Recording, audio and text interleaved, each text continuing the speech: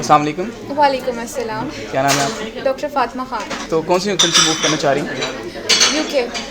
UK. कितने bands required है आप? 7.5 ओवरऑल एंड 7 एट लीस्ट। तो आपको क्या एक्सपेक्टिंग है कि मेरे इस मॉक टेस्ट से मेरे कितने बैंड्स आ सकते हैं? I think because I've only started a week ago in this academy, I think I might be able to achieve 6.5 or 7ish.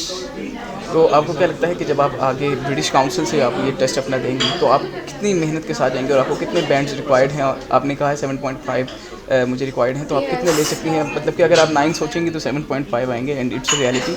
तो आप क्या कहना चाहेंगे इस बारे में?